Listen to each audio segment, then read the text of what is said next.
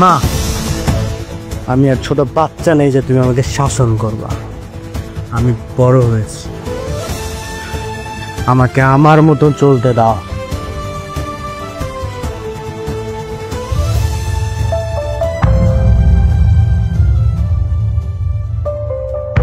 তুমি এতক্ষণ কোথায় ছিলে? দুপুরে রাগ করে না খেয়ে বাসা থেকে চলে গেলে, সন্ধ্যা হয়ে গেছে আর এখন বাসায় ফিরছো।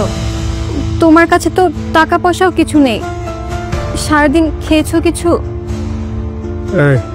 এত দরদ দেখাতে হবে না তো, সরা।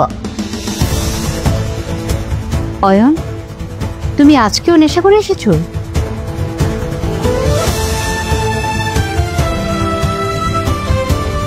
হ্যাঁ, আমি নেশা করেছি। তো কি হয়েছে? তুমি কি ভাবছো তুমি টাকা না দিলে আমি নেশা করতে পারবো না?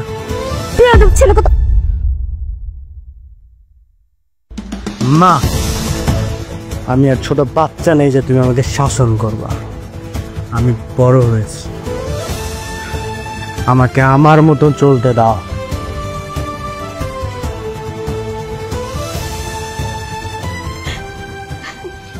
মা, আপনি আপনার ছেলের কথায় কষ্ট পাবেন না।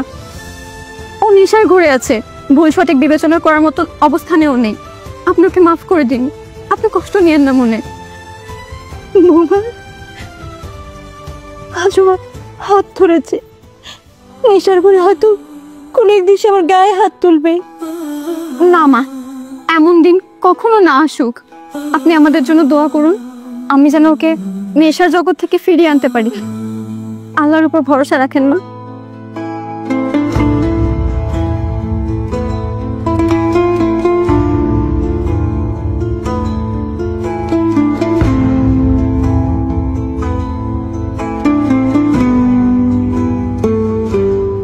আচ্ছা, তুমি মায়ের সাথে এরকম আচরণ কেন করলে?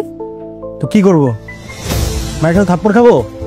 আমার টাকা কার সব নিয়ে গেছে, আবার থাপ্পড় মারতে আসছে। তুমি কি মনে করছো সবকিছু আমি চুপচাপ সহ্য করে নেব? তোমার আচরণে মা অনেক বেশি কষ্ট পেয়েছে। মায়ের সাথে দুর্ব্যবহার করা অনেক বড় গুনার কাজ। তাছাড়া তুমি জানো না, মার পার নিচে সন্তানের বেহেশত।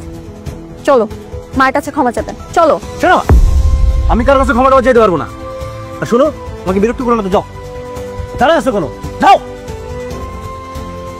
আচ্ছা, একটা কথার উত্তর দিবে? তোমার কাছে তো টাকা ছিল না, তাহলে তুমি নেশা করার টাকা কোথায় পেলে? ইরফান দিছে। ইরফান?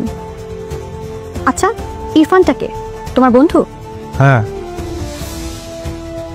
আচ্ছা,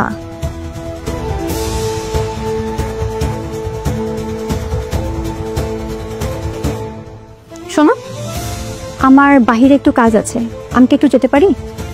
তুমি যেখানে খুশি সেখানে যাও, আমার কাছে পারমিশন নেওয়ার কোনো দরকার নেই।